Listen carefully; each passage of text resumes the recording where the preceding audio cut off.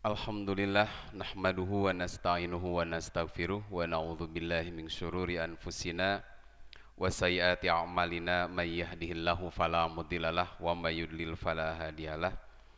Asyhadu an la ilaha illallah wahdahu la syarikalah wa asyhadu anna Muhammadan abduhu wa rasuluhu alladzi la nabiyya ba'dah. Puji syukur milik Allah, sahabat-sahabat yang Allah muliakan, pada malam hari ini atas izin dari Allah Subhanahu wa taala kita dipertemukan kembali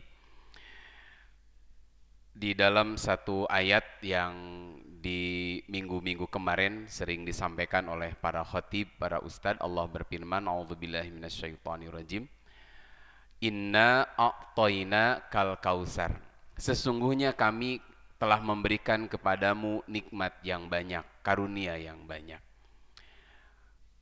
Kalau ditujukan kepada kita, Allah sudah luar biasa ngasih kenikmatan yang gak akan terhitung. Wa in ta'udu nikmatallah la tuhsuha. Kalau engkau mencoba menghitung nikmat Allah, kamu tidak akan bisa menghitungnya. Bahkan nikmat satu hela napas saja sudah luar biasa.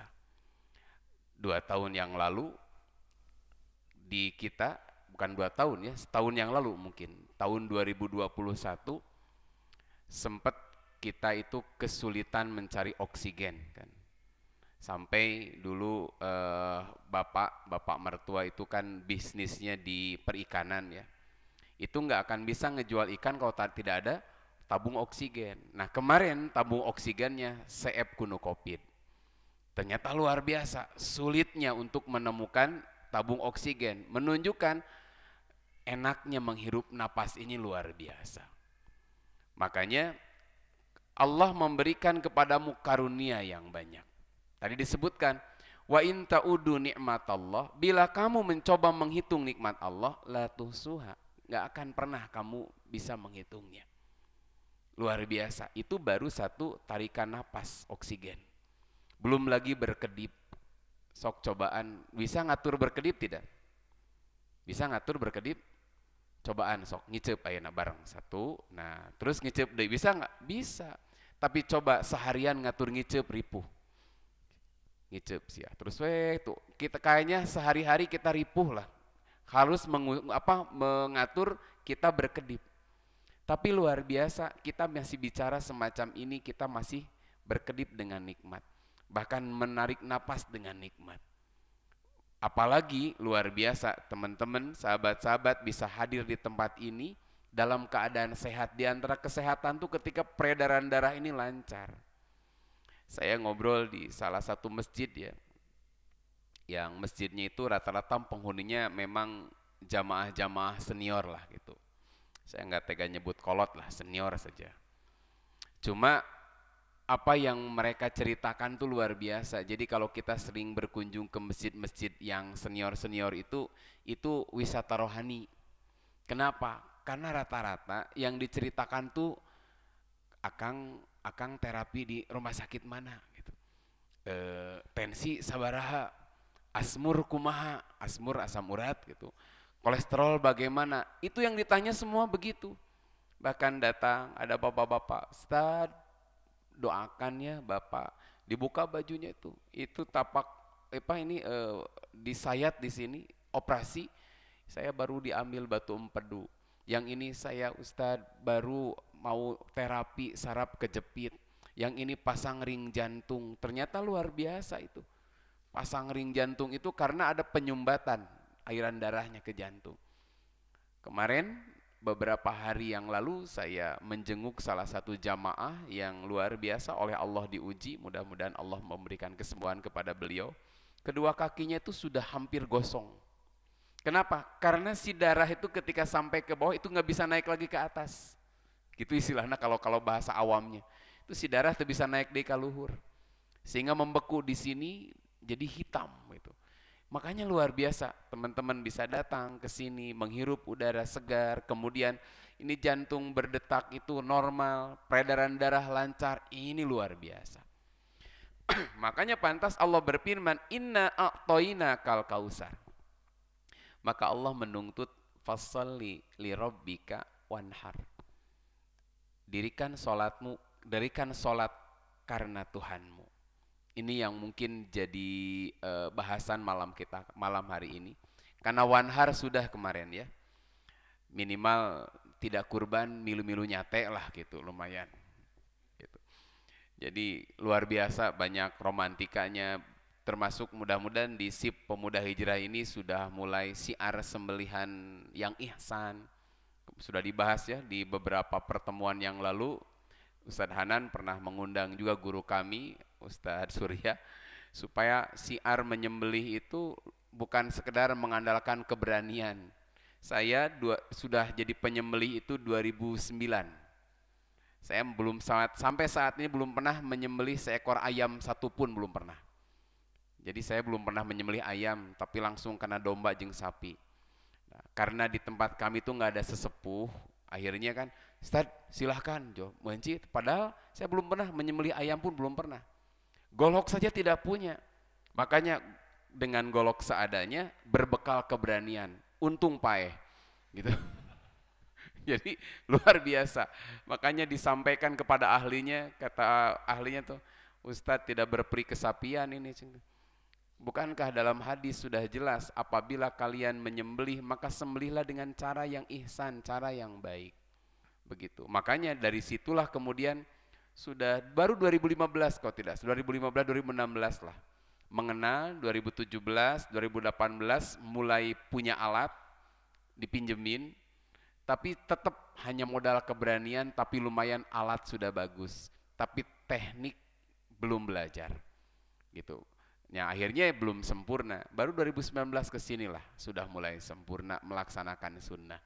Nah di kita juga sama, karena di beberapa DKM masih anu mencit sistem nyiksik gitu teh. Saya tuh aduh watir leung mun getekeun wan watir we.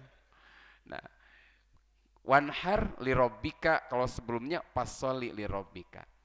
Nah wanhar tidak akan kita bahas, tapi apa kaitan inna a'toina kal kausar dengan fasholli lirobbika wanhar? Badan sehat ini merupakan satu kenikmatan yang gak bisa dibayar oleh apapun. Jadi sehatnya badan kita itu gak bisa dibayar oleh apapun. Apalah artinya tabungan kita miliaran, tapi kalau tiap hari atau misalkan seminggu sekali cuci darah, repot juga. Gitu.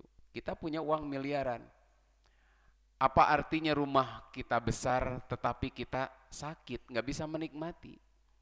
Makanya badan sehat ini Allah menuntut fasholli lirabbika.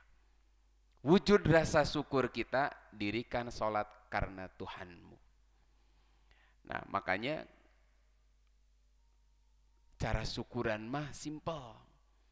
Kalau teman-teman di sini pengen bersyukur kepada Allah atas karunia Allah, bukan harus ngumpulin orang-orang, baca surat Ar-Rahman babarengan, undang Ustadz tausiah, pulang mau besek, menang berkah.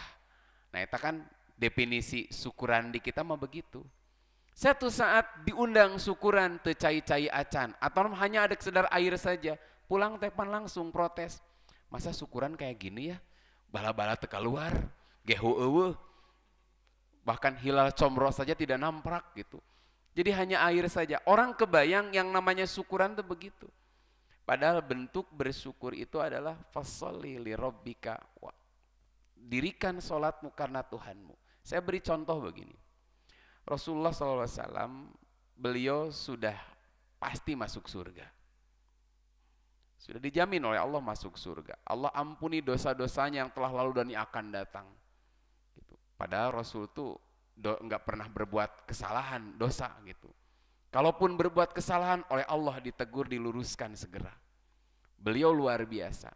Sudah dijanjikan surga. Tapi apa kata Rasul?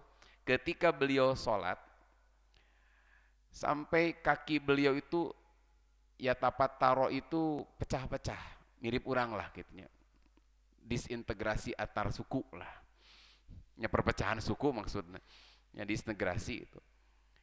Aisyah itu mengingatkan, ya Rasulullah, bukankah engkau sudah diampuni dosanya dan sudah dijanjikan surga? Kenapa sholat kok seperti itu? Beliau simpel jawabnya.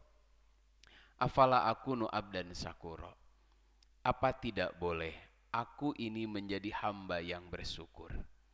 Jadi sholat kita ini adalah wujud syukur kita kepada Allah. Orang yang tak tahu terima kasih adalah orang yang ketika diberi luar biasa kenikmatan, tapi kenikmatan itu tak pernah melahirkan amal soleh. Di antaranya apa? Fasholli lirabbika. Makanya dalam surah Maryam, ini favorit Ustadz Hanan Ataki, guru kita tuh kalau baca tuh sering surat Maryam gitu. Ada satu ayat dalam surah Maryam itu ayat 59 kalau tidak salah. Allah berfirman, "Fakhalafa mim ba'dihim khalfun ada'us sholata wattaba'us syahawat." Akan datang satu generasi khalfun, generasi yang buruk.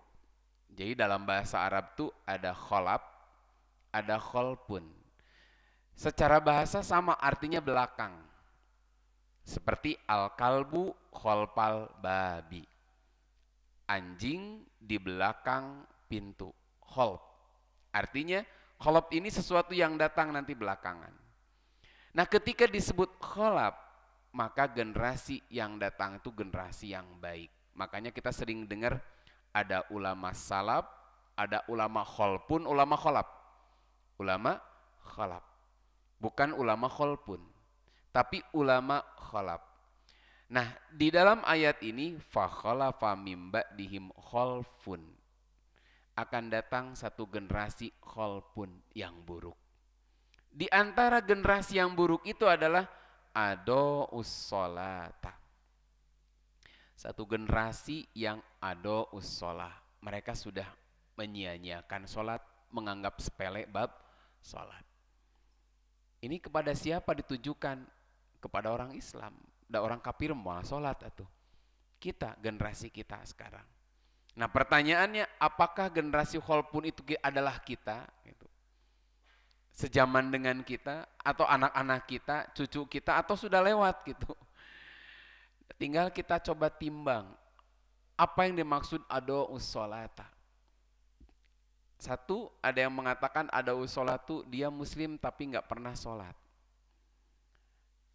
Di satu sekolah saja, kalau kita lihat ya, ini teman-teman kalau ada yang masih sekolah, kan sekarang sekolah itu rata-rata sampai sore jam 2, setengah 4 baru pulang gitu kan. Zaman angkatan saya itu dulu jam 12 lebih 20 pulangnya itu tiap hari. Jadi ayeuna mah duka naonnya pelajaran teh asal loba-loba teuing sampai masuk jam 6.30, kadang baru pulang 15.30. Matak lamun teu parinter kacida kata orang Sunda mah. Dulu kami itu masuk jam 7, jam 12.20 udah pulang. Bahkan kadang kalau saya mah belum waktunya pulang sudah pulang. Betah-betah teuing di sekolah tuh bisi pinter. Jadi kalau saya mah belum waktunya pulang, kira-kira guru tidak ada ya pulang duluan. Nggak mau mubazir di sekolah teh, kadon ngobrol, kan menghargai waktu kita. Menghargai waktu. Jadi kalau kira-kira guru tidak ada udah pulang duluan saja. Dan alhamdulillah itulah berbuah manis hari Seninna disetrap di harareup kieu we. Kenapa? Ternyata guruna ngeprank. Disangkanya gurunya absen, ternyata ada. Telat 15 menit tuh. Kita sudah pulang duluan. Nah, di sekolah sekarang kan melewati 2 sholat tuh, zuhur, asar. Coba hitung berapa persen dari kaum muslimin, anak-anak muda yang sekolah ini yang ikut sholat berjamaah, sholat zuhur. Ini kesaksian teman-teman yang sekolah tuh, tadi nggak 100% semuanya ikut sholat.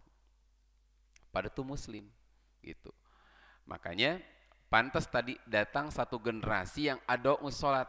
Ciri pertama adalah orang itu muslim tapi nggak sholat. 2, dia sholat tapi dia mengulur-ulur waktu sholatnya. Nyantai sekali. Apalagi isukan ge zuhur mah aya tenang weh. Geus diwakilan gitu kan. Ini jadi nganggap sepele aja sholat tuh gitu.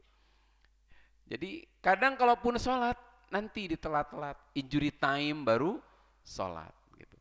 Yang ketiga, dia sholat tapi dia tidak pernah memperhatikan benar atau tidaknya sholatnya.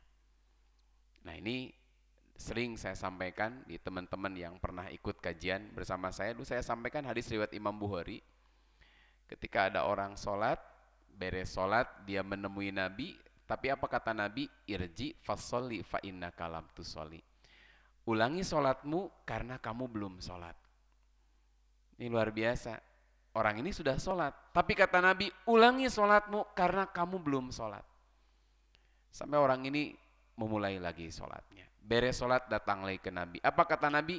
Ulangi sholatmu karena kamu belum sholat. 2-0. Sampai ketiga kalinya baru dia mengatakan, alimni ya Rasulullah. Ajarkan aku wahai Rasulullah. Artinya apa? Beliau ini orang yang mau sholat tapi dia tidak tahu bagaimana sholat yang benar. Makanya Nabi kemudian mengajarkan, idza kumta ila sholati.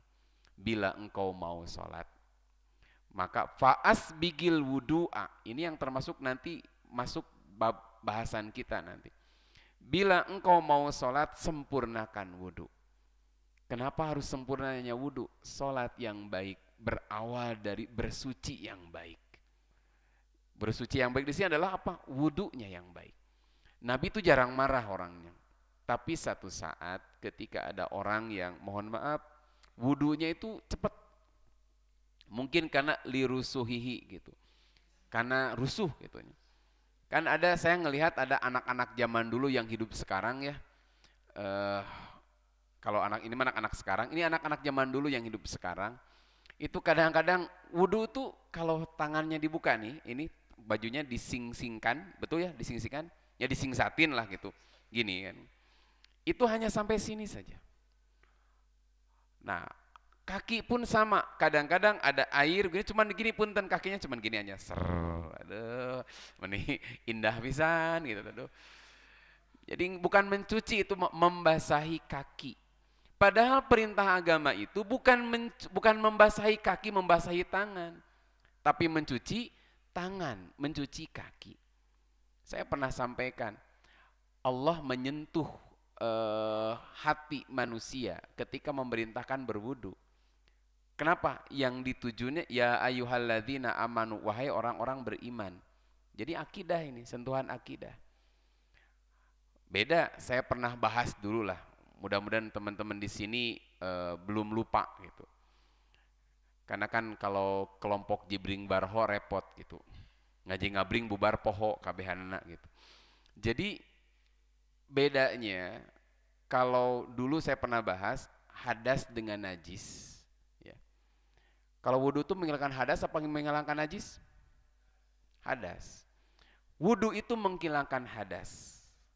Hadas itu sesuatu yang mungkin apa ya, nggak bisa dipahami oleh akal karena dibersucikan oleh wudhu. Tapi kalau najis itu masuk akal. Contoh, andai Quran tidak turun atau tidak sampai kepada kita nih, Quran ya. Quran nggak sampai kepada kita. Saya tanya, kalau BAB kira-kira ombeh tuh? Teman-teman di sini nggak belajar agama lah gitulah, tara ngaji. Kira-kira mun BAB cebok mal. Nah tengah jawab. Ceboknya kenaha geuleuh. Lirujitihi karena rujitna. Bahkan punten orang non muslim kira-kira kalau BAB cebok tidak? Dari mana tahu? Pernah ningali gitu? Sok di mana apal gitu kan? Karena dimahami oleh akal. Kenapa? Kenapa kamu bersuci? Bau geuleuh gitu. Tapi saya tanya, mungkinkah orang yang nggak pernah belajar agama dia wudhu? Gak mungkin, karena ini mah alladzina amanu. Makanya beda, urusan hadas mah iman nih. Najis mah mau iman tidak iman pasti orang mensucikan. Kalau orang beriman lebih lagi. Kalau najis itu nggak berkaitan dengan sholat, tapi kalau hadas berkaitan dengan kita mau sholat. Contoh ya, kalau orang tidak akan sholat, kemudian dia BAB, perlukah dia cebok atau tidak? Nah itu cebok, dah mau sholat abdi mah, kewe pas bade sholat, nuju head, jadi saminggu tah cebok, kabayang ngerakna 5 cm sih gana. Tuh kan beda, Tak, kalau najis mah mau sholat tidak sholat kita bersihkan. Kenapa? Karena orang Islam tuh harus senantiasa menjaga kebersihan. Innallaha yuhibbut tawabin wa yuhibbul mutatahhirin. Nah, yang kedua, kalau terkait dengan hadas, itu mah terkait mau sholat. Contoh kalau orang buang angin jam 7 pagi, boleh nggak wudhunya nanti saja pas mau zuhur? Boleh. Bedakan orang BAB jam 7 pagi, ombehna engke pas lohor boleh tidak? Ari kiat mah mangga. Kebayang pan? Nah, ini gambarannya ya. Makanya yang disentuhnya ya ayyuhalladzina amanu idza kumtum ila sholati pagsilu wujuhakum al ayah. Yang diseru adalah orang yang beriman, keimanan. Susah orang kalau nggak akan wudhu kalau orang bukan karena iman. Wudu ini buat apa? Idza kumtum ila sholat, ketika mau sholat. Makanya kata Nabi kepada orang tadi, kalau kamu mau sholat, sempurnakan wudu. Sholat yang baik berawal dari wudu yang baik. Kemudian summastakbilil kiblata, lalu kamu menghadap ke arah kiblat. Nah, menghadap ke arah kiblat itu bukan hanya badannya. Walaupun da Quran tuh Allah berfirman begini, fawali wajhaka satrol masjidil haram. Palingkan, hadapkan wajahmu searah dengan Masjidil Haram. Wajahnya saja atau dengan badannya? Kieu we unggul. Allahu Akbar, boleh tidak? Da Quran ke wajahnya. Nah, di Quran tuh unik, ada bahasa begini. Disebut sebagian, tapi yang dimaksud seluruhnya. Yaj'aluna asabi'ahum fi adhanihim. Mereka menempatkan, memasukkan jari-jari mereka ke telinga-telinga mereka. Yang dimaksud jari teh sakumaha? Dari sini ke sini kan? Masuk semua nggak ke telinga? Enggak. Eta mah disebut seluruhnya, tapi dimaksud sebagian. Kalau yang tadi disebut sebagian, tapi yang dimaksud seluruhnya. Jadi hadapkan wajahmu, ulah kebayang wajahnya wungkul kieu gitu. Enggak perlu, susah nih ngiblat teh. Ya udah aja, yang penting wajahnya kieu gitu kan nggak bisa. Wajah di sini adalah badannya ke arah Masjidil Haram, ke arah kiblat. Fakabir, lalu bertakbirlah. Lalu Nabi jelaskan dari mulai sholat, dari mulai takbir hingga salam. Nah, artinya orang sholat bukan sekedar, kalau tadi na mencit mah nganalkeun kawani gitu. Kalau di sini sholat bukan sekedar mengendalikan kemauan, tapi dasarnya harus dengan ilmu. Kita baru lanjutkan nanti baru bab sampai ke tadi teguran Nabi kepada seorang sahabat. Kita belum sampai kepada pokok bahasan kita. Kita sampai lanjutkan setelah sholat isya. Meninggal bahasa sholat di orang lain menggeus ka bulan. Urang mah bab sholat we. Yeuh bulan mah dunia keneh. Kalau sholat mah sampai ke akhirat gitu. Makanya saya sampai saat terus belajar, mempelajari karena saya belum merasa benar-benar nih melaksanakan fasoli li rabbika. Itu tadi ada gerakannya, kemudian dari bacaannya. Lalu apalagi dari bab sholat itu? Ada usolah itu, kalau tadi dari bacaannya, gerakannya, kemudian dari kehusuannya. Satu hal yang akan hilang di antar umatku adalah kehusuannya. Karena sholat itu bisa jadi seperti bangunan yang kokoh, misalkan tinggi, bahkan kelihatannya mewah, tetapi pondasinya keropos, kosong begitu. Jadi gambarannya begitu katanya. Jadi ketika sholat itu seperti satu bangunan tapi seperti kosong, tidak ada dalamnya. Karena inti dari sholat itu adalah bagaimana kehusuannya. Bukan sekedar hanya bacaan dan gerakan. Gerakan dan bacaan saja tidak pas oleh Nabi dianggap kurang. Apalagi di sini poin berikutnya, orang sholat tapi kosong dari kehusuan. Apa itu khusyuk? Khusyuk itu kalau secara bahasa kita mah fokus. Sigaki orang makan aja. Situ ada yang kecelakaan, cuek we kieu we khusyuk makannya, tak gitu. fokus ke makanannya, keun bae eta mah cilaka kita gitu. Itu fokus saking ku fokusnya. Nah, ini mah fokus kaitan dengan sholatnya. Hanya teman-teman sekalian, setan tuh nggak pernah membiarkan manusia itu sholatnya bagus. Makanya kan tadi dari mulai mau mengerjakannya, get isukan ge aya sholat mah, tenang lah, besok juga ada sholat mah. Lalu orang sholat, tenang aja, nanti aja akhir waktu. Dia awal waktu, tapi karena kamu awal waktu, bonus menang gancang-gancang, tuh gitu kada. Sekarang dia tidak cepat-cepat, tapi dia dibuat tidak benar dalam melakukan gerakan bacaannya, termasuk yang saya pernah bahas dulu, tilawahnya. Karena kan di sholat tuh ada gerakannya, gak boleh kita gerakannya itu beda dengan Rasulullah. Gerakan itu sholat tuh gak ngarang. Ngangkat tangan ada aturannya, gak kumaha enakna. Ada Allah tuh maha tinggi, harusnya ngangkat tangan tuh tinggi. Allah, boleh tidak? Jadi tidak boleh terlampau tasyadud sampai orang mereka-reka Allah tuh maha tinggi sehingga saya akan angkat tangan saya setinggi-tingginya. Allahu Akbar. Aya deui anu ngasal. Allahu Akbar. Allahu Akbar. Sakieu gitu. Jadi ada aturannya di mana letak dia mengangkat tangan. Pertanyaannya kenapa sholat itu harus mengangkat tangan? Dalam satu hadis, karena Rasulullah Shallallahu Alaihi Wasallam yarpa'u yadaihi hadwa mankibaihi. Rasul itu mengangkat tangannya itu sejajar dengan kedua pundaknya. Dalam riwayat lain, hadza ta'udunaihi, sejajar dengan kedua telinganya. Boleh di sini, boleh di sini. Tapi nggak ada tuh di dia. Nggak yang Allahu Akbar. Kata. Ya, sabeteng mata ayat itu. Saya pernah agak-agak berdebat dengan dulu guru kami itu waktu zaman saya kuliah. Salat Allahu Akbar. Allahu Akbar, ini asak enteng nya.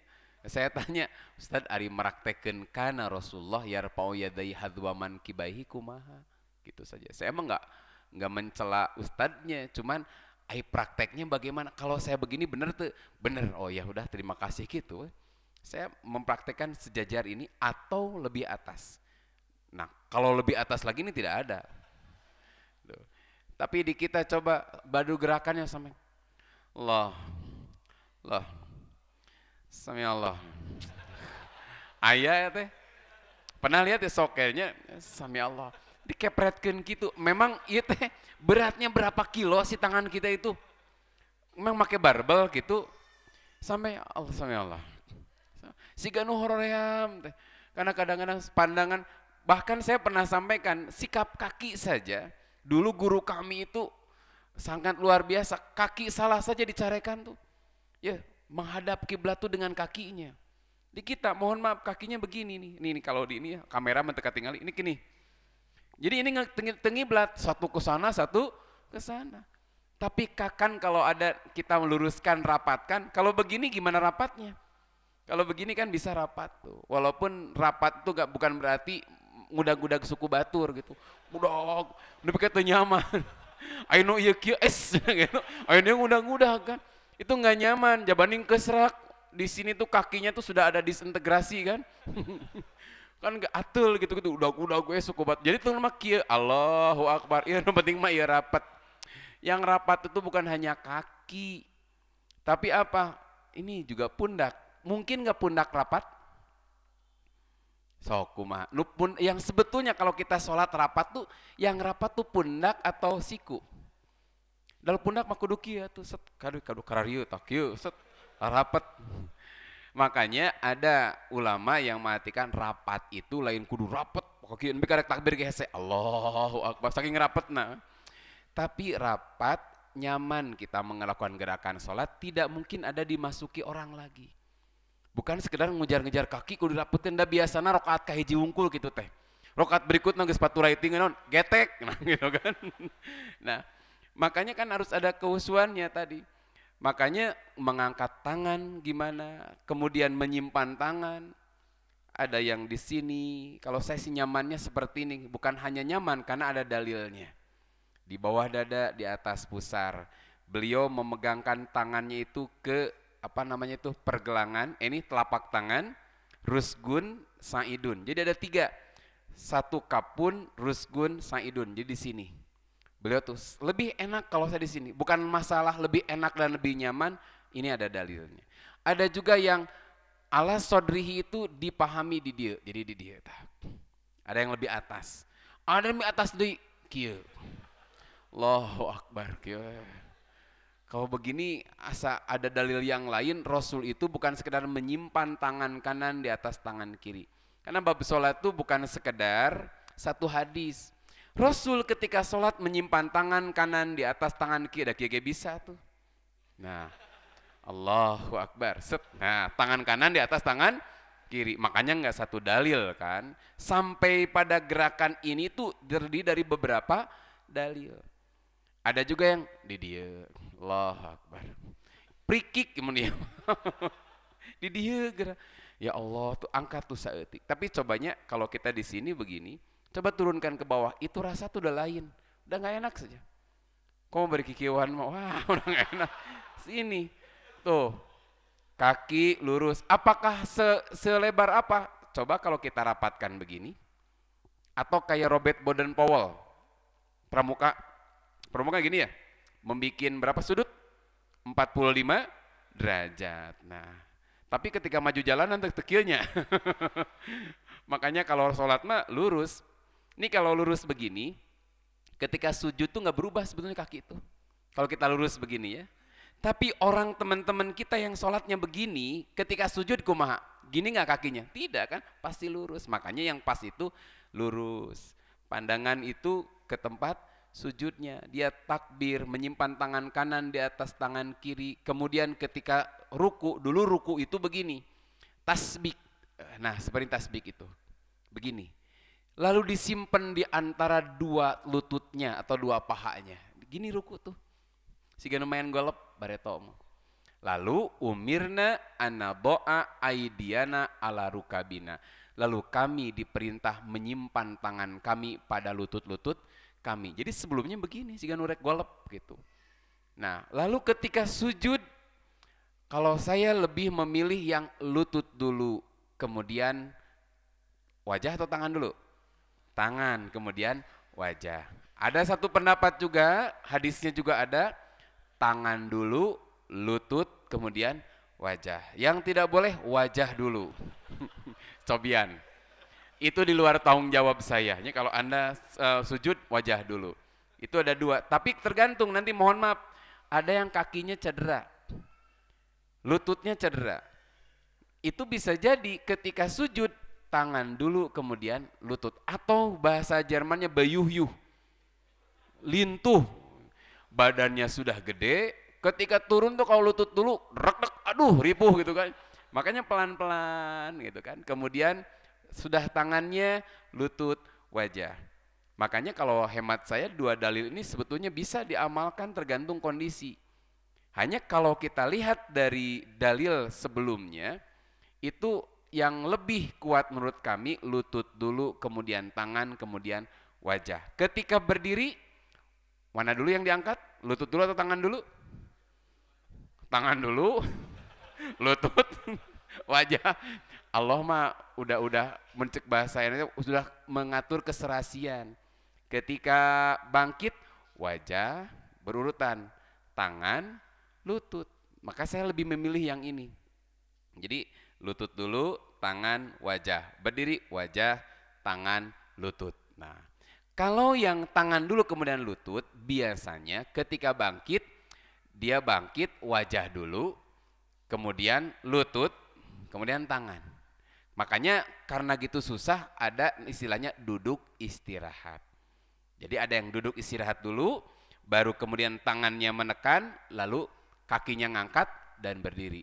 Dalam satu riwayat, yang jinu seperti pembuat adonan roti, dikepalkan begini. Jadi kalau ada teman-teman ada lihat sholatnya begini, nah itu karena memahami gini. Ketika dia yang memilih tangan dulu kemudian lutut, maka ketika berdiri lutut dulu kemudian tangan.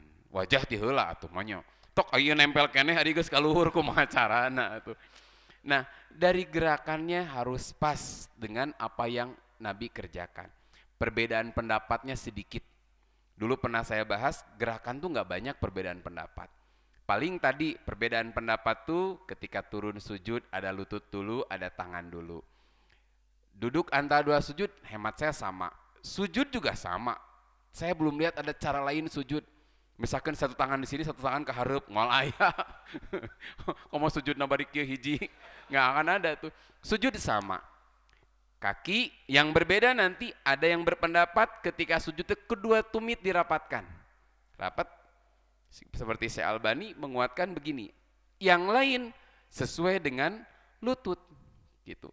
Kalau lutut mengikuti paha atau paha mengikuti lutut. Lututnya rapat, pahanya renggang, bisa tidak? Lutut rapat, paha renggang, bisa tidak? Cobihan. Ketika kedua pahanya direnggangkan, lututnya renggang.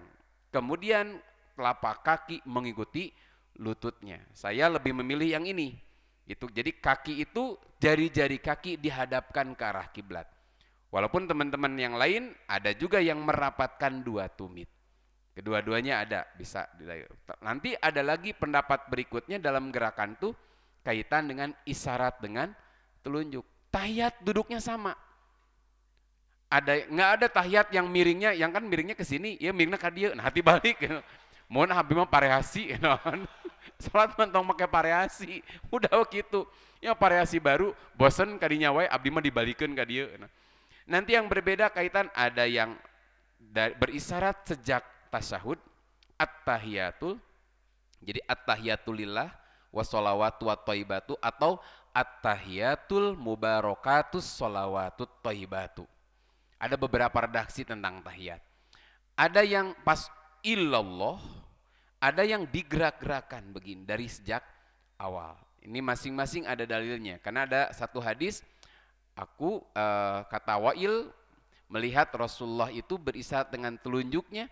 Faro'aituhu, aku melihat beliau itu berisyarat dengan telunjuknya, kemudian payuharrikuha dan beliau menggerak-gerakannya. Ayah menyebutkan menggerak-gerakan itu cukup sekali. At-tahiyat itu sudah menggerakkan. Karena yang maksud yuharrikuha itu sama dengan yukabiru. Takbir itu kikieuan cenah. Tapi cukup sekali. Sementara yang lain harroka yuharriku itu dalam Quran ada la tuharrik bihi lisanaka lita'jala bih, artinya menggerak-gerakan. Artinya tidak hanya sekali. Aya nu menakwil ngadeg-deg Rasul teh kieu karena lapar meureun. Manya ari telunjuk ngadeg-deg ari awakna henteu. Jadi ada yang menggerak-gerakan seperti ini gitu. Nah, makanya ulah usil ku curug batur ke salat. Ada urang mah rieu, tapi ada temannya kikiwan di Cepengan. Nah, lieur urang ningali curug maneh. Teman-teman sekalian, tasawuf itu lain merhatikan curug batur, telunjuk orang lain, tapi telunjuk sendiri. Dalam hadisnya ketika seorang bertasahud itu si pandangan itu tidak melebihi telunjuknya. Jadi fokus ke telunjuk sendiri mak kieu. Gusti itu aya nu illallah eta Gusti mah dikitukeun teuing. Nah, jadi karena fokus Nah, ini baru gerakannya. Lalu kemudian bacaannya. Bacaan itu ada dua, bacaan sholatnya. Di sini kan sudah hafal ya dengan terjemahnya insya Allah. Nanti yang bisa ke depan baca tasyahud dengan artinya boleh pulang duluan. Siapnya? Nah, sieun. Baca at-tahiyatu. Boleh nu mana lah, boleh yang at-tahiyatulillah versi Imam Bukhari juga itu seperti itu. Jadi kan kita harus lihat, karena mohon maaf ya ada guru yang kurang bijak gitu ketika memaksakan si anak tuh dianggap salah ketika ayo kamu baca doa iftitah Allahumma ba'id baini wa bain ngaon Allahu akbar kabiro, teta guruna kurang traveling gitu, baca yang lain karena Nabi tidak mengajarkan satu. Ada beberapa bacaan yang itu dibolehkan selama hadisnya sahih, kita boleh karena Nabi tidak memberi contoh hanya satu. Ada yang subhanakallahumma wa bihamdika wa tabarakasmuka wa ta'ala jadduka wa la ilaha ghairuka. Ada yang Allahu akbar kabiro walhamdulillah kasiro wa subhanallahi bukrata wa asila. Ada yang wajah tuh, ada yang pakai ini wajah tuh, kedua-duanya ada riwayatnya. Ada juga yang Allahumma ba'id baini kayak tadi. Jadi ada beberapa riwayat, boleh. Kemudian sama dengan at-tahiyat, ada at-tahiyatul mubarakatus sholawatut thayyibatu. Nah, ada juga at-tahiyatulillah washolawatu wat thayyibatu. Itu dibolehkan. Nah, nanti teman-teman nu hafal boleh pulang duluan. Tahiyat dan terjemahnya. Selain bacaan, ada tadi ruhnya dalam sholat itu yang membuat sholat lama apanya kira-kira? Bacaan Al-Qur'annya. Tadi yang saya baca sholat Isya surat apa? Ada yang lupa atau belum pernah ingat? Surat apa? Apa? Yang barusan dibaca? Ya ibadi la khaufun alaikumul yawma wala antum tahzanun. Ayat-ayat tadi yang favorit itu. Udkhulul jannata antum wa azwajukum tuhbarun yutafu alaihim bisihafim min dhahab. Ini ayat keren banget. Masuklah kamu ke surga, kamu dan pasangan kamu. Ini yang kalau yang udah nikah, saya tanya, pengen masuk surga sama istri atau pengen sendiri aja? Cara yang nikah di mana? Aman. Cung yang udah nikah dia tong bapak-bapak, ya pemuda-pemudanya udah nikah. Nah, baru satu. Berapa tahun maksudnya? Udah berapa tahun, Kang? Waktu eta mah keur deket-deket, nah setahun setengah mah. Konfliknya belum begitu banyak gitu loh. Setahun kan, beda kalau saya udah lumayan lama gitu. Jadi konfliknya rame. Setahun. Ya kan banyak kan panjang. Kalau setahun mah palingnya konfliknya 3 bulan. Tapi udah pernah ngalaman pasea kan? Udah. Jadi sarieuna, wah ya paseannya. Apal gitu mah. Kan sering yang dulu pernah ikut kajian saya sampaikan. Orang yang belum nikah, apalagi baru pacaran, itu matanya nggak normal. Matanya nggak normal. Kalau ditanya, siapa yang paling cantik? Calon saya itu yang paling cantik. Nah, gitu. Kalau udah nikah itu normal kan? Gening kieu, nah baru gitu. Nah, Kang mau sama istri yang sekarang masuk surga atau mau bidadari saja? Oke, keren kan? Setia. Aya nu kieu deh. Ustaz bosen atuh ganti ah. Eta deui. Lalaki mah gitu biasa. Nah, kalau beliau setia luar biasa. Tapi keren, saya juga menarik nih. Udkhulul jannata antum wa azwajukum tuhbarun. Tapi ujungnya wa tilkal jannatul lati uristumuha bima kuntum ta'malun. Kita akan masuk surga tuh bima kuntum ta'malun. Luar biasa. Surat apa barusan? Iya, betul sekali. Yang jelas cari di Al-Baqarah nepi ka surat An-Nas. Kalau mun saya ngisi DKD ditanyaan PR nak. Itu PR cari surat apa ya? Itu penghujung. Itu surat favorit karena ada ayat itunya. Itu penghujung salah satu surat. Saya nggak akan sebutkan surat Az-Zukhruf namanya, cuman ya itu salah satu penghujung salah satu surat, juz 25. Saya nggak akan sebutkan surat Az-Zukhrufnya. Nah, secara rapal gitu. Ya, jadi luar biasa. Ruh dari bacaan suatu adalah bacaan Al-Qur'annya, tilawahnya. Makanya kalau kita misalkan diimamin sama orang-orang yang bacaannya enak, itu teh betah banget. Gitu. Kenapa? Sesuai dengan bahasan kita kali ini. Fokus kita dalam beribadah itu kan harus fokus sama kan. Contoh kan, saum nggak fokus itu nggak diterima oleh Allah. Saya kasih contoh. Kata Nabi, man lam yada qaula zur wal amala bihi falaisa lillahi hajatun fi an yada'a ta'amahu wa sarabahu. Siapa orang yang tidak meninggalkan ucapan bohong, dusta dan pengamalannya, maka enggak ada kepentingan bagi Allah memberikan pahala selain dia meninggalkan lapar dan dahaganya. Dia enggak fokus dengan saumnya. Sedangkan saum itu ada aturannya. Begitu. Dia cuma menahan lapar dan dahaganya. Sedangkan saum itu kata Nabi, man shoma ramadana imanan wahtisaban. Fokus saum itu dasarnya iman dan ihtisaban. Dalam haji juga sama. Tidak ada pahala yang terbesar dalam haji itu kecuali haji yang mabrur. Apa haji mabrur itu? Yang tidak dimasuki oleh dosa dan maksiat.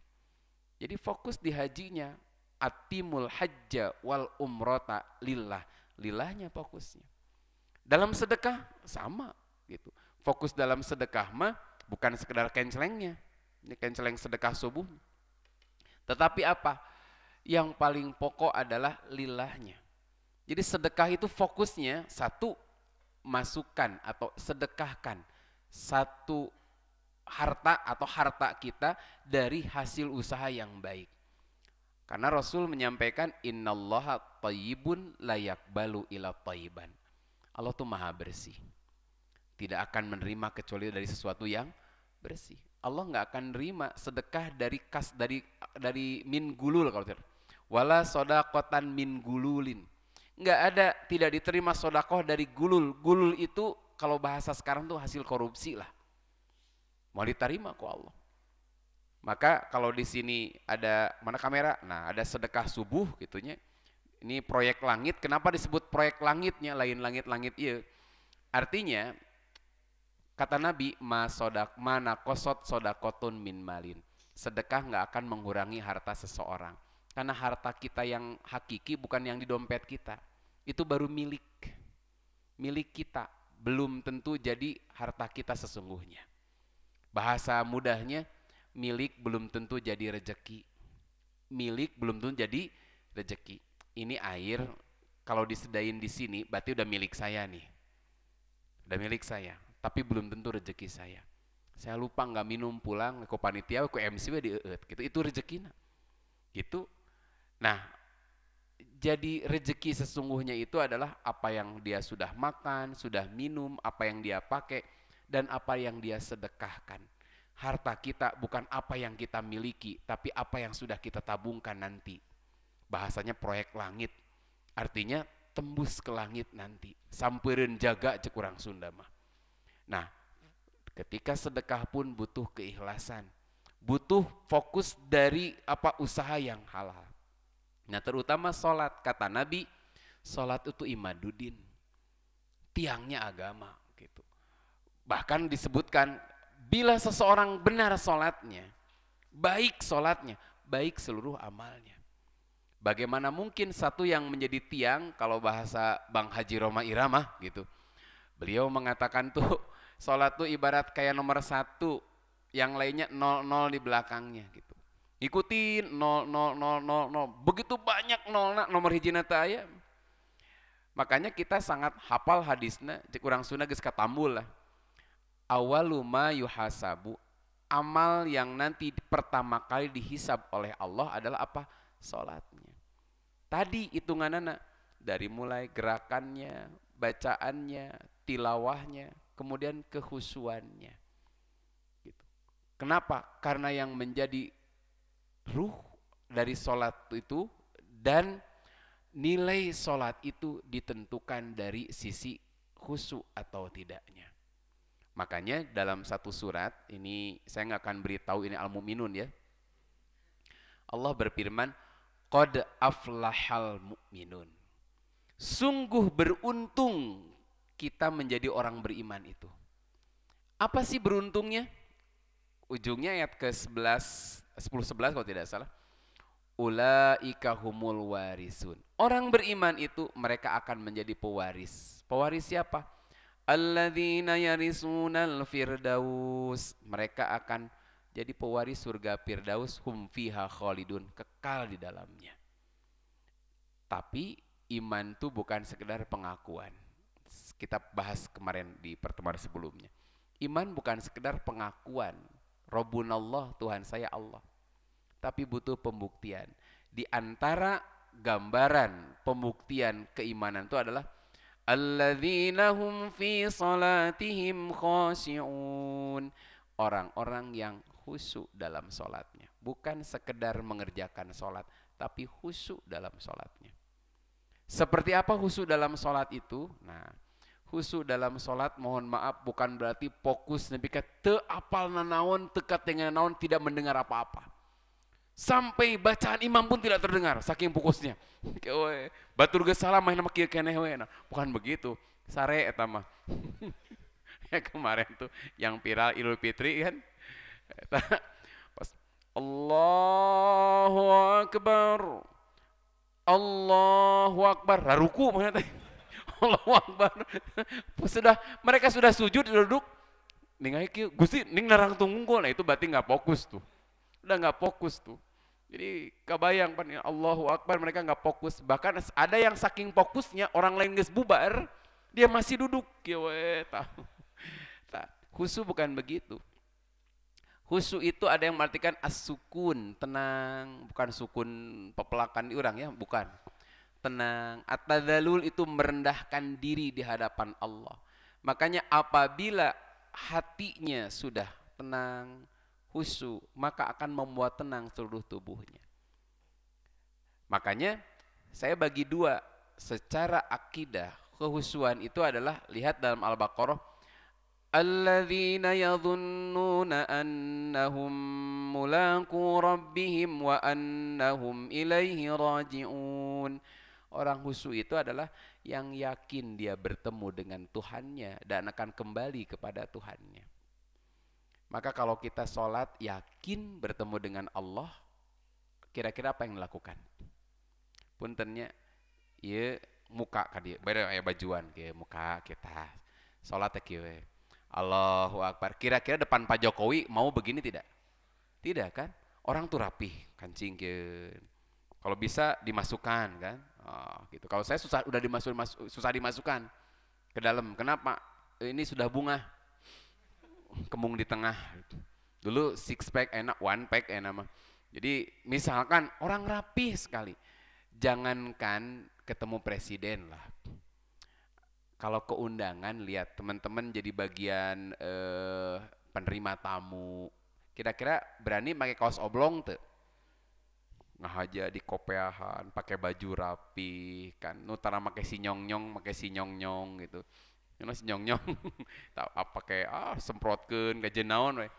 Orang rapi, senyum. Kenapa? Mau menyambut pada yang disambut tuh orang yang nggak spesial banget sebenarnya mah. Orang biasa. Hanya dia jadi raja saat itu saja. Gitu kan? Kita rapi. Kita datang ke undangan saja. Jarang saya lihat orang datang ke undangan pakai sendal swallow, sendal jepit. Hitam merah sebelah, biru sebelah, jarang. Ka masjid mah ya nu kitunya. Satu bakiak, satu sendal swallow supaya tidak tertukar. Kita kalau ke masjid mah ke sendalnya sebutut mungkin. Itu kan?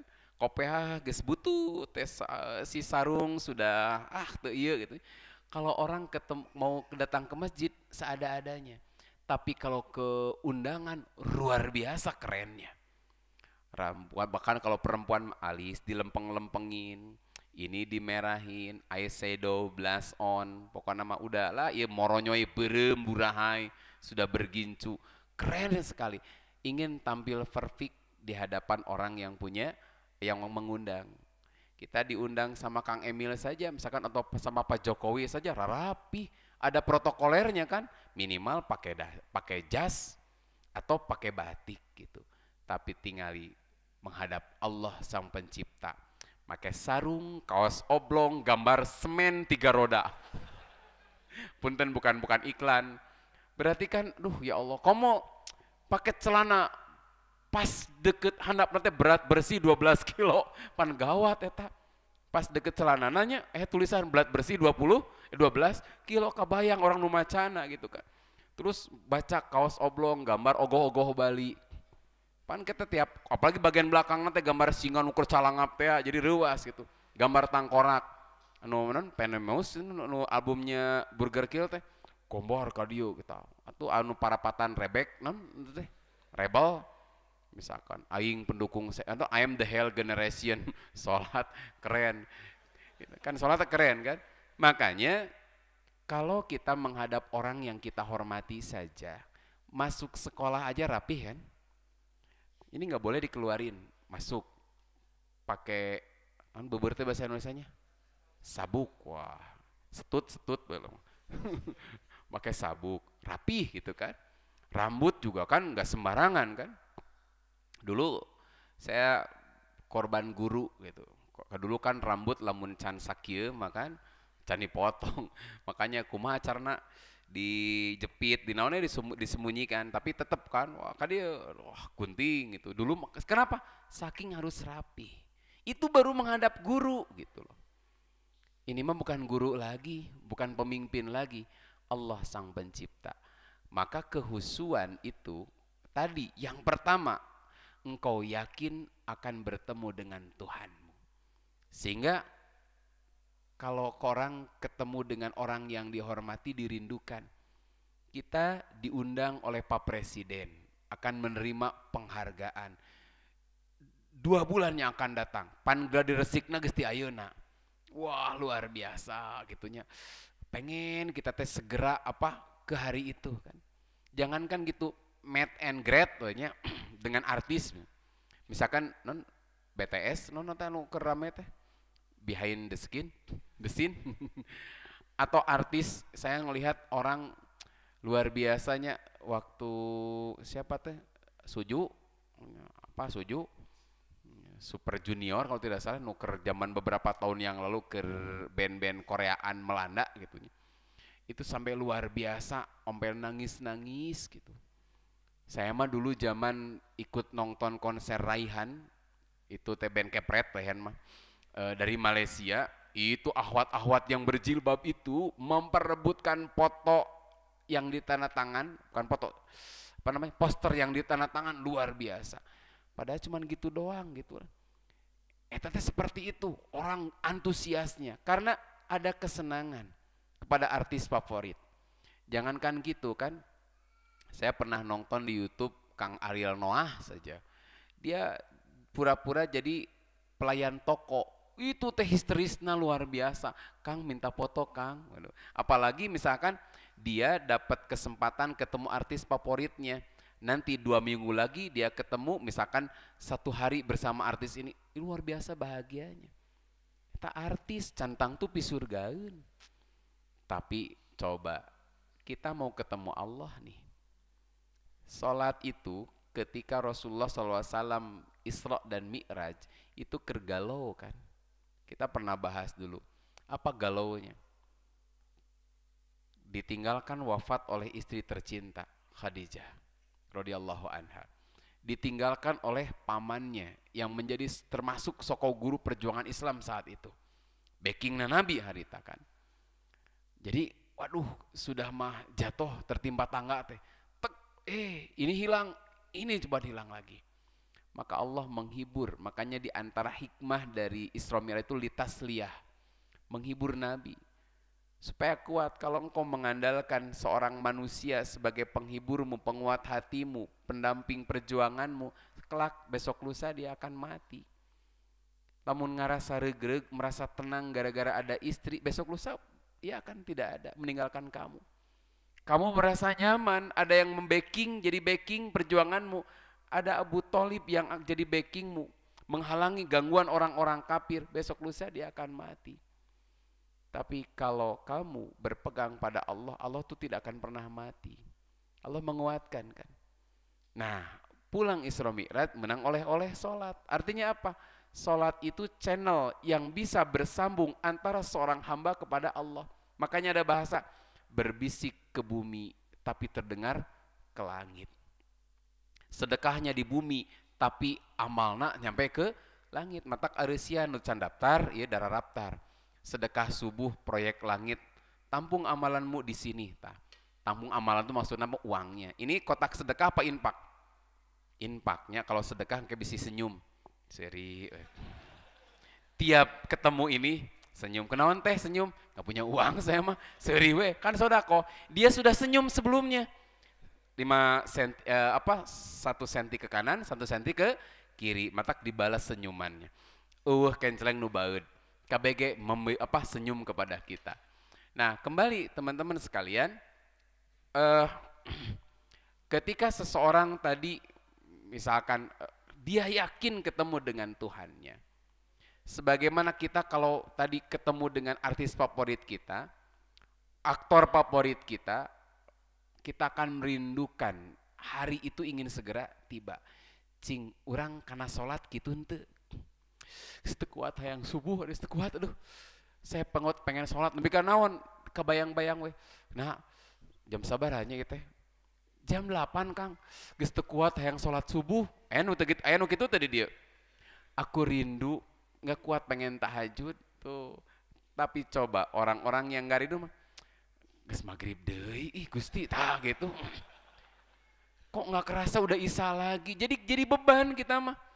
Tapi di sini mah teman-teman termasuk naon, geus teu kuat hayang sholat isya abdi mah. Nepi ka naon ti jam 2 geus nongkrong di masjid, nungguan waktu sholat isya. Ini ku keren-kerennya gitu. Jadi ada kerinduan ketika mendengar azan tuh. Jadi kehusuan itu ditimbulkan sebelum sholatnya itu sendiri. Apakah kita termasuk merindukan datangnya sholat itu atau tidak? Atau jadi beban? Kalau jadi beban, maka ketika datang panggilan itu kita mengerjakan tapi kita nggak akan menikmati. Cobain aja. Kita nggak akan menikmati sholat. Allah, Allah. Apalagi dulu ya modus kalau. Mam, sholat. Ya mah. Gak sholat acan, tak acan. Jam sabar sholat. Saya mah cuman gini aja. Ambil sarung, ambil sajadah, saya hamparkan sajadahna, tumpukeun sarung. Dah beres. Udah sholat, udah mah barusan tuh padahal gitu modus. Dulu kan belum sesoleh sekarang ya. Jadi gitulah dulu mah. Don't try this at home. Kayak dulu kayak gitu kan. Tapi kalau sekarang kan ada semangat. Kalau jangankan sholat wajib ya. Kalau teman-teman sudah ngerasa ada satu yang hilang, kenapa malam gak tahajud? Jangan ditanya bab subuhnya. Kalau tahajudnya saja menjadi satu hal yang dirindukan, bahkan ada kecewa.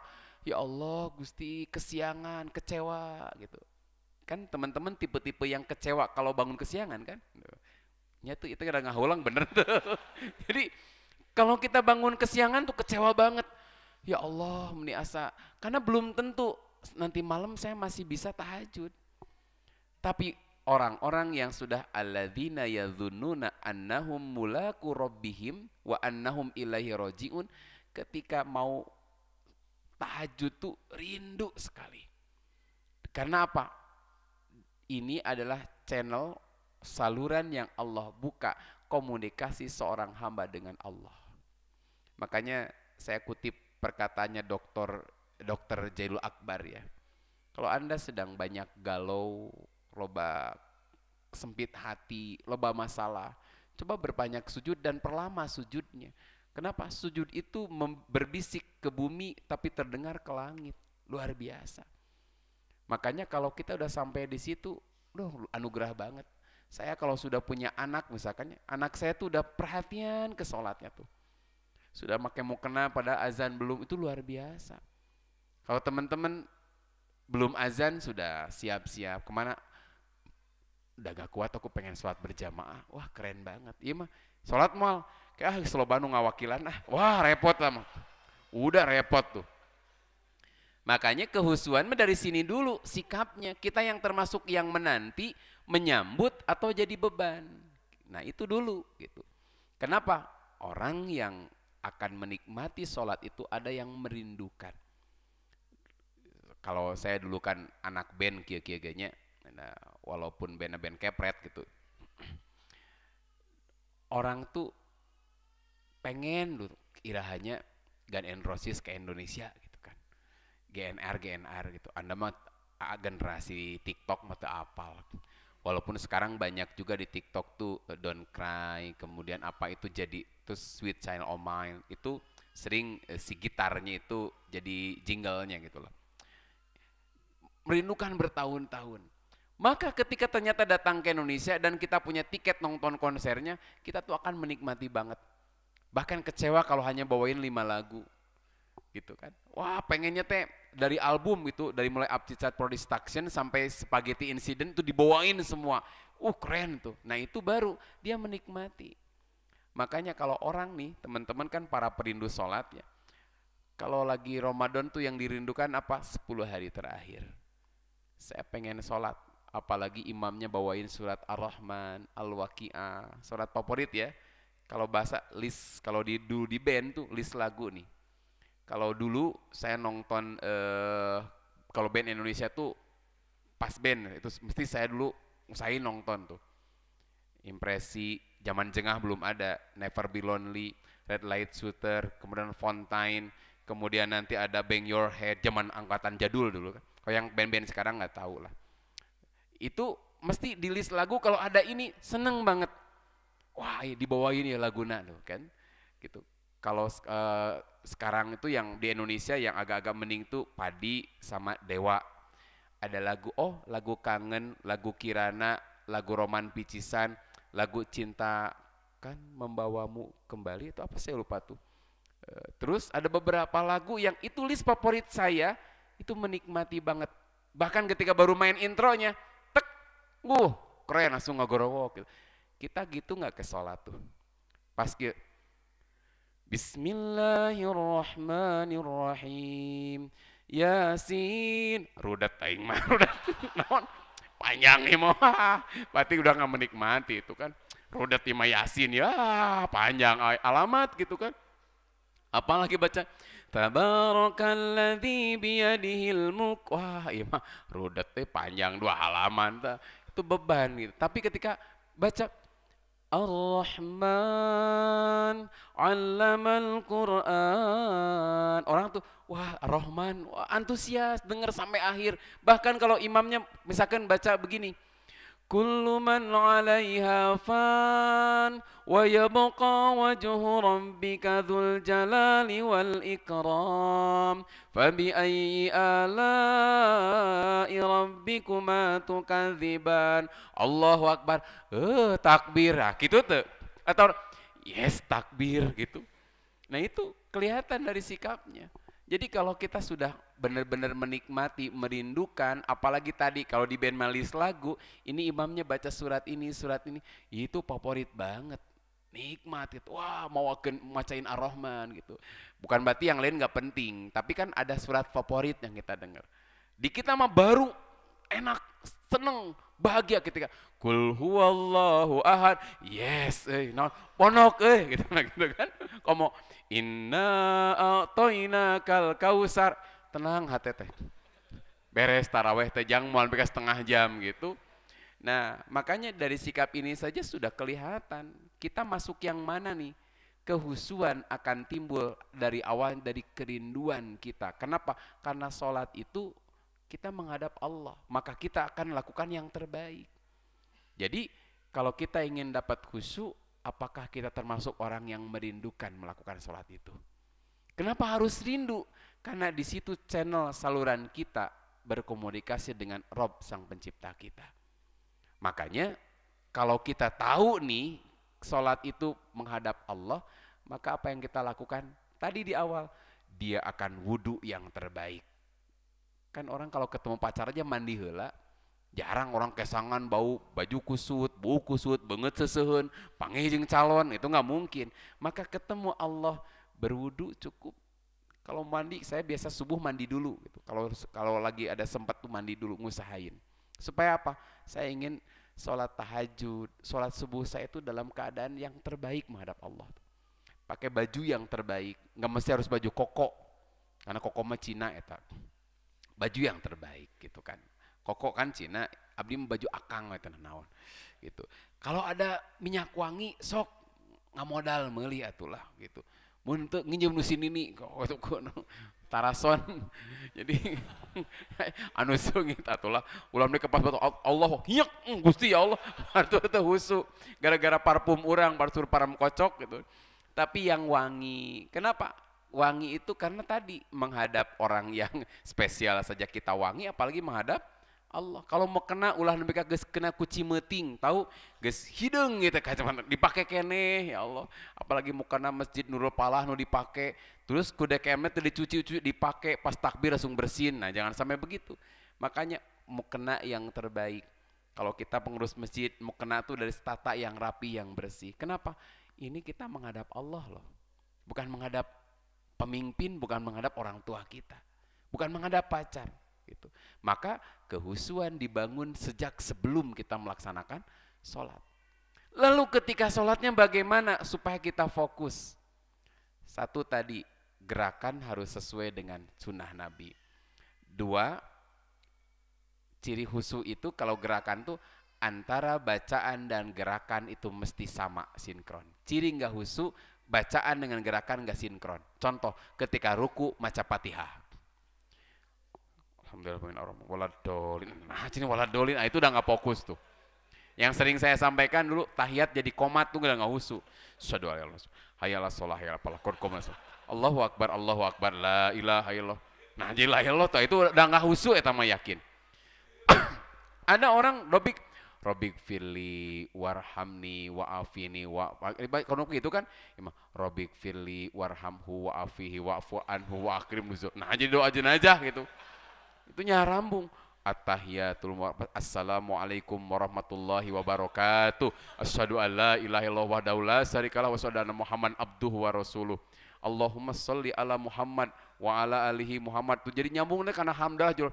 Terus amma ba'du kadinya. Wah, jadi kacau, itu udah nggak husu itu. Ciri nggak husu, bacaan juga sama, kan nggak fokus.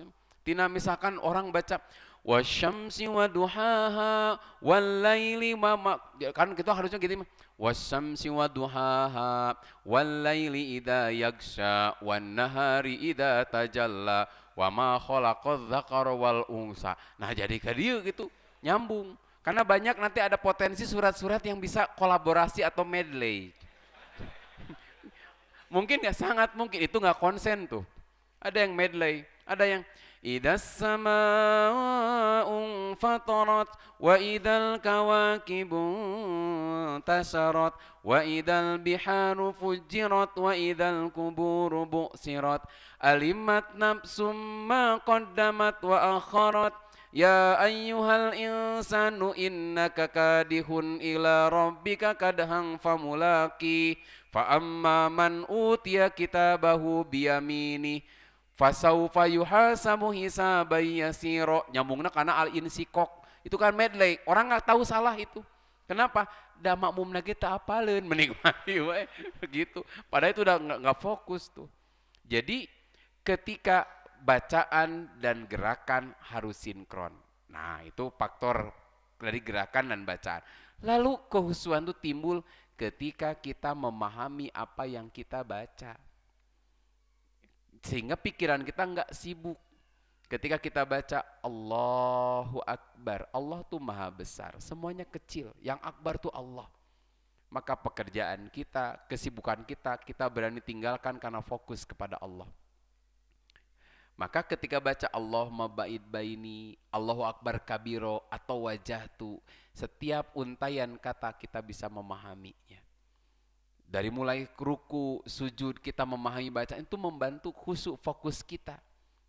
Kemudian ketika membaca Al-Quran, kita minimal kalaupun tidak perlapad kita pahami, tapi kita secara makna tahu.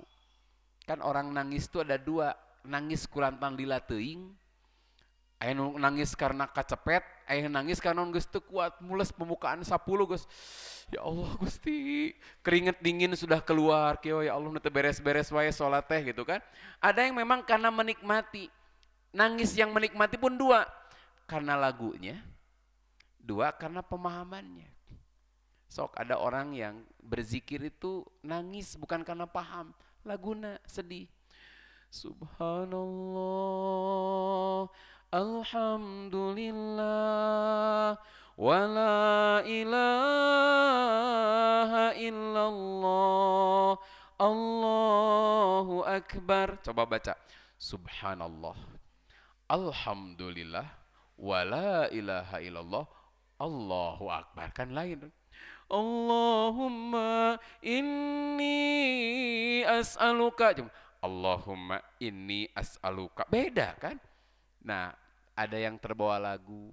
Kayak orang dengar baca Quran, ada yang baca inna fi khalqis samawati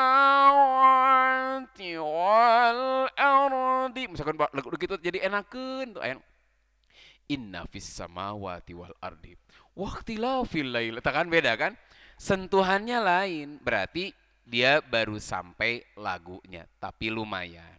Daripada baru denger enak tuh, dengarkanlah. Nah, di sepanjang poho deui eta.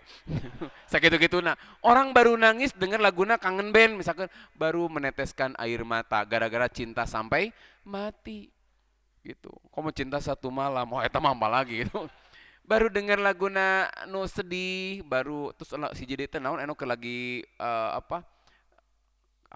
kalau apa melihat aku begini teh yang lagi di TikTok rame gitunya lagu orang Malaysia kalau salah yang nyanyinya itu orang baru sedih kalau dengan lagu tapi ku Quran mah misalkan orang baca surat Al-Qari'ah tenangis non teka harti.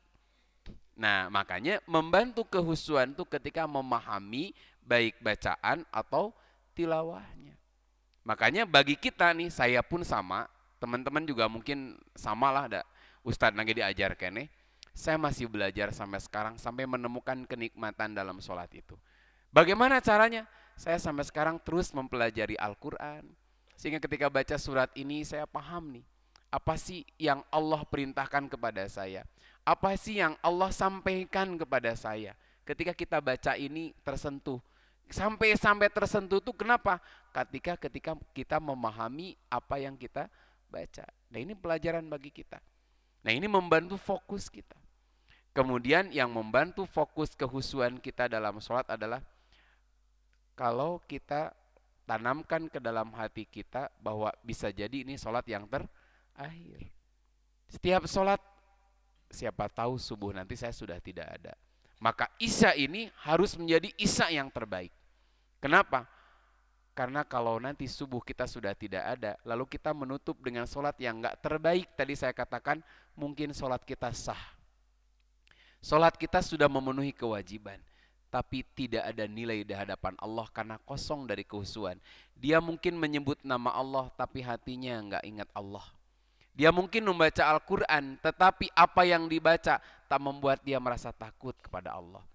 Makanya lahirlah kalau tadi siapa tahu ini sholat yang terakhir, maka akan lahir setiap sholat itu perasaan saya takut sholat ini enggak diterima. Kalau saya takut sholat ini enggak diterima, maka setiap sholat dia akan lakukan yang terbaik semampu dia. Maka ketika setan datang, menggoda kita, lawan. Setan datang menggoda kita, lawan. Bukan berarti orang husu itu gelap semuanya. Walaupun di Nurul Falah ini terang, yang hanya kelihatan tuh tulisan Allah bercahaya di tengah gelap. Bukan begitu husu.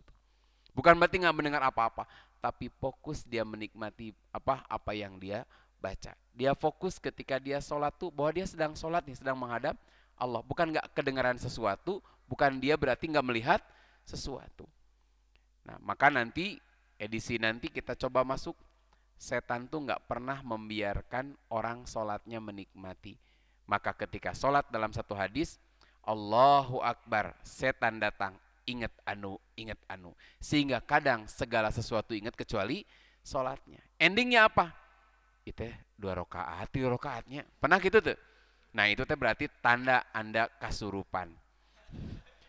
Setan berhasil mempengaruhi kita. Maka ketika begitu, untung Nabi ngasih solusi. 2, 3, ambil yang 2. Untung Allah mah bager gitu. Allah Ar-Rahman.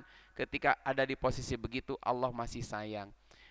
Sholatnya nggak usah dibatalin. Karena kalau begitu, setan sih ya. Jalan ya. Allahu Akbar. Udah gitu, kita tilu opatnya. Jadi andai. Nggak gitu kan. Allah ngasih solusi melalui Rasulnya. Bilang kau ragu-ragu 3 atau 4, ambil yang 3. Geus kitu teh ragu-ragu deui wae. Kita opat 5-nya itu parah itu. Udah parah tuh. Nah, makanya itulah trik setan. Maka kalau kita diawali dengan yang terbaik, tadi sudah kita bahas, ketika sholat pun yang terbaik, apa yang Allah suka kita kerjakan. Setan mungkin menggoda, bukan mungkin, pasti menggoda, tapi kita nggak akan terlampau terbawa larut oleh godaan setan. Makanya penting sekali bagi laki-laki di sini untuk senantiasa menjaga sholat berjamaah. Kalau sholat berjamaah mah mual mungkin ngalamun berjamaah. Itu mati imam dekat makmum ngaharu lengkap. Nggak mungkin kan? Karena ada yang memandu imamnya. Biasanya kalau berjamaah yang sering salah makmum apa imam? Yang suka salah makmum apa imam kalau berjamaah? Imamnya, makanya makmum salah. Jadi imam belum salam, assalamualaikum, assalamualaikum. Belum, nggak mungkin kan? Yang salah mah imamnya. Ada makmum yang memberitahu, itulah keutamaan berjamaah. Tapi kalau teman-teman sholat sendiri, yang salah siapa? Bukan imamnya, ya sendiri yang sholatnya. Yang sering banyak lupa itu ketika kita sholat sendirian. Karena setan sangat suka kepada orang yang menyendiri. Sholatnya menyendiri, padahal bagusnya berjamaah. Ada nanti kesempatan kita sholat menyendiri, sholat malam. Kalau sholat wajib mah lalaki ke masjid berjamaah. Jangan sampai kita termasuk orang yang layak pakai mukena warna pink gambar Hello Kitty. Jangan sampai kita disebut laki-laki yang solehah.